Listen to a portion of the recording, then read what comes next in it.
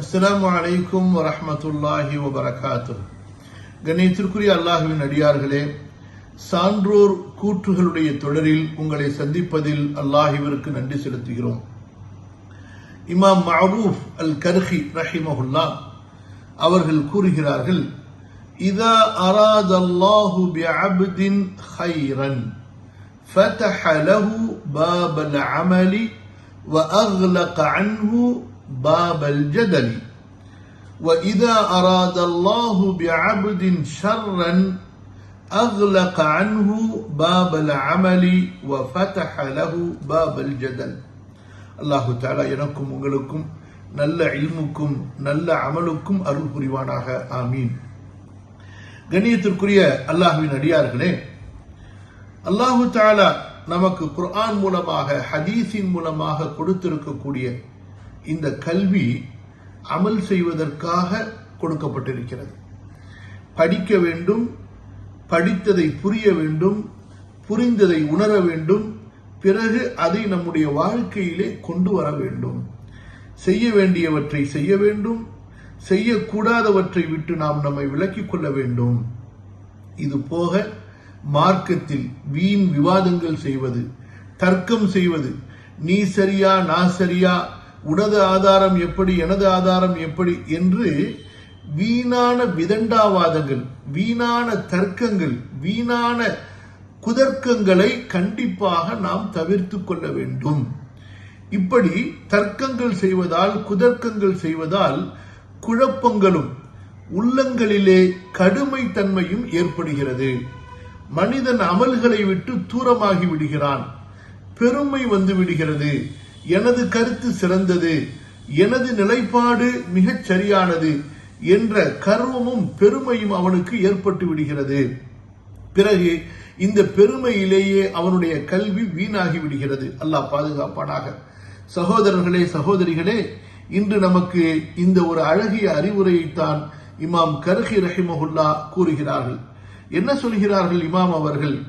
இதா அராதல்லாஹு, அல்லாஹ் நாடினால், பிஅப்தின் ஓர் அடியானுக்கு, கைரன் நன்மையை, அல்லாஹு தஆலா ஒரு அடியானுக்கு நன்மையை நாடினால், ஃபதஹ லஹு பாபல் அமல், அமல் செய்வதற்குரிய வாசலை அவனுக்கு திறந்து விடுகிறான். அதாவது தான் கற்ற கல்வியின்படி செயல்படுவதை அவனுக்கு எளிதாக்கி விடுகிறான்.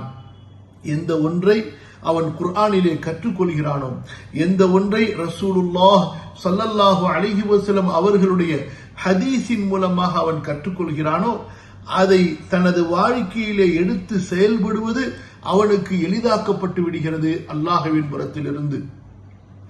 பிறகு அவனை விட்டு அல்லாஹு தஆலா வஅக்லக அன்ஹு பாபல் ஜதல், தர்க்கங்கள் விதண்டாவாதங்கள் செய்வதனுடைய வாசலை அவனுக்கு அல்லாஹ் தடுத்து விடுகிறான்.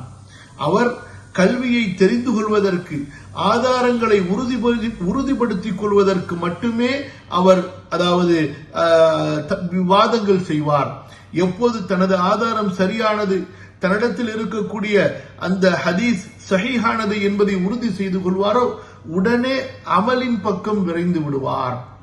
உடனே அவர் அதை கொண்டு தனது வாழ்க்கையிலே அமல் செய்ய ஆரம்பித்து விடுவார்.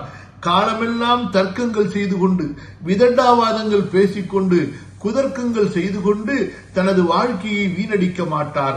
வாதத்தையும் தர்க்கத்தையும் ஆதாரங்களை உறுதிப்படுத்திக் கொள்வதற்கு மட்டுமே அவர் வைத்துக் கொள்வாரை தவிர அதை அவர் நோக்கமாக வைத்துக் கொள்ள மாட்டார்.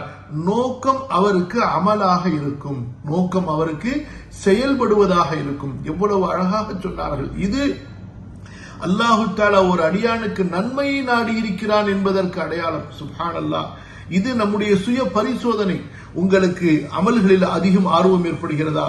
குர்ஆன் ஓதுவதிலே, அந்த குர்ஆனிலே படித்த விஷயங்களை கொண்டு உணர்வதிலே, தொழுகையிலே, நோன்பு நோற்பதிலே, நஃபிலான வணக்க வழிபாடுகளிலே, இப்படி அல்லாஹுவை வணங்குவதில், நீங்கள் படித்த கல்வியை உங்களது வாழ்க்கையில் செயல்படுத்துவதிலே உங்களுக்கு ஆர்வம் ஏற்பட்டு, பிறகு அதை நீங்கள் செயல்படுத்தியும் விடுகிறீர்கள் என்றால் அல்லாஹ் உங்களுக்கு நன்மையை நாடி இருக்கிறான். நீங்கள் அல்லாஹ்வுடைய நல்லடியார்களில் ஒருவராக ஆகப் போகிறீர்கள். அல்லாஹ்வுடைய கைர், நன்மை உங்களுக்கு கிடைக்கப் போகிறது என்பதற்கு இது மிகப்பெரிய அடையாளம். தொடர்ந்து இமாம் அவர்கள் சொன்னார்கள், வைதா அராதல்லாஹு பிஅப்தின் ஷர்ரன், அல்லாஹ் ஒரு அடியானுக்கு தீமையை நாடிவிட்டால், தீமை என்றால் என்ன? துர்பாக்கியம், நரகத்திற்குரியவர்களுடைய அந்த குணம், நரகத்திற்குரியவர்களுடைய செயல், நரகத்திற்குரியவர்களுடைய அந்த குணம், இப்படிப்பட்ட ஒரு குணத்தை ஒரு அடியானுக்கு அல்லாஹ் நாடிவிட்டால் அகலக அன்ஹு பாபல் அமல், அமலுடைய வாசலை அந்த அடியானுக்கு தடுத்து விடுகிறான், பூட்டி விடுகிறான். வஃபதஹ லஹு பாபல் ஜதலி, அவனுக்கு தர்க்கத்தின் வாசலை திறந்து கொடுத்து விடுகிறான். அல்லாஹ் பாதுகாக்க வேண்டும். இது நாம் பயப்பட வேண்டிய, அச்சப்பட வேண்டிய ஒன்று. நமக்கு அதாவது கல்வியை பேசுவதிலும் கல்வியை பற்றி தர்க்கம் செய்வதிலும் தான் ஆர்வம் இருக்கிறது.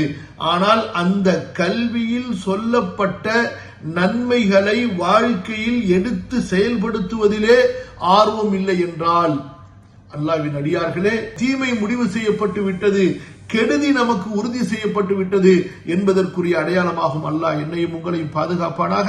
அல்லாஹு தஆலா என்னையும் உங்களையும் பாதுகாப்பானாக. கண்ணியத்திற்குரியவர்களே, அமல் முக்கியம், இல்ம் முக்கியம். எதற்காக? அமலுக்காக. அமல் இல்லாத இல்ம் இருக்கிறதே, அந்த இல்மை கொண்டு எந்த நன்மையையும் பெற முடியாது. இல்ம் நமக்கு அமலின் பக்கம் கொண்டு போய் சேர்க்க வேண்டும். அந்த அமல் இஹ்லாஸோடு இருக்க வேண்டும், அல்லாஹ்வுடைய திருமுகத்தை நாடி இருக்க வேண்டும். அல்லாஹ்வின் அடியார்களே, இன்று கல்வி கற்பவர்கள் அதிகமான நபர்கள் இருக்கிறார்கள். ஆண்களில் பெண்களில் கல்வி கற்பதற்கு, கல்வியிலே நேரத்தை செலவழிப்பவர்கள் அதிகமானவர்கள் இருக்கிறார்கள். அல்ஹம்துலில்லாஹ், வரவேற்க வேண்டிய ஒன்றுதான்.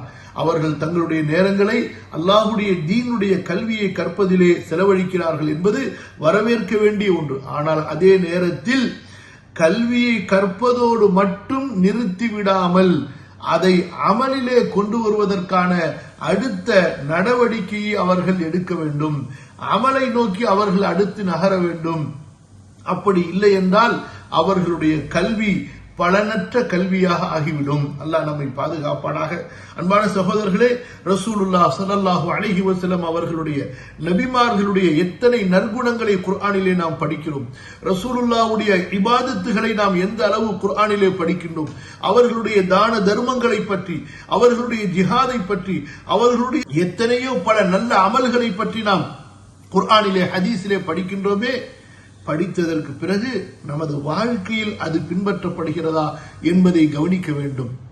தொழுகையில், நோன்பில், ஜகாத்தில், ஹஜ்ஜில், பிறரோடு பழகுவதில், குடும்ப வாழ்க்கையில் என்று நாம் படிக்கக்கூடிய இல்மு நம்முடைய அமல்களிலே வெளிப்பட வேண்டும். இல்மு ஏடுகளில் இருந்து விடக்கூடாது, அல்லது சிந்தனைகளில் மனப்பாடம் செய்யப்பட்டதாக, அறிவுகளிலே நினைவு வைக்கப்பட்டதாக இருந்துவிடக்கூடாது. மாறாக வாழ்க்கையிலே செயல்படுத்தப்படக்கூடியதாக வெளிப்பட வேண்டும். இதைத்தான் மஅரூஃபுல் கர்ஹி ரஹிமஹுல்லாஹ் நமக்கு உணர்த்துகிறார்கள். கல்வி கற்கக்கூடிய மாணவர்களாகிய நமக்கு உபதேசம் செய்கிறார்கள். அல்லாஹ் உனக்கு நன்மையை நாடிவிட்டான் என்றால் நீ அமல்களிலே அதிகமாக ஈடுபடுவாய், தர்க்கம் செய்ய மாட்டாய். உனக்கு அல்லாஹ் நன்மையை நாடவில்லை என்றால் நீ தர்க்கத்திலே அதிக நேரத்தை கழிப்பாய், அமல்களிலே உனக்கு ஆர்வம் இருக்காது. எனவே உனக்கு எதில் ஆர்வம் இருக்கிறது என்பதை வைத்து நீ அல்லாஹ்விடத்திலே அல்லாஹுவின் நன்மை நாடப்பட்டவனா அல்லது அல்லாஹுவிடம் தீமையை நாடப்பட்டவனா என்பதை நீ முடிவு செய்து கொள் என்று இமாம் கர்ஹி ரஹிமஹுல்லாஹ் இங்கே நமக்கு அழகிய உபதேசத்தை தந்திருக்கிறார்கள். அல்லாஹுவின் அடியார்களே, இந்த உபதேசத்தை நாம் எடுத்துக்கொண்டு நம்முடைய அமல்களிலே நாம் கவனம் செலுத்துவோமாக. நமக்கு சில நேரங்களிலே ஆதாரங்களை உறுதி செய்வதற்கு, நிலைப்பாட்டிலே சரியான நிலைப்பாடு எது என்று தெரிந்து கொள்வதற்கு தர்க்கம் தேவை என்றாலும் அந்த தர்க்கத்தை அளவுக்கு மட்டும் நாம் வைத்துக் கொள்வோமாக. வாழ்க்கையே தர்க்கம் செய்வதாக, விவாதங்கள் செய்வதாக, குதர்க்கங்கள் செய்வதாக நாம் ஆக்கிவிட வேண்டாம்.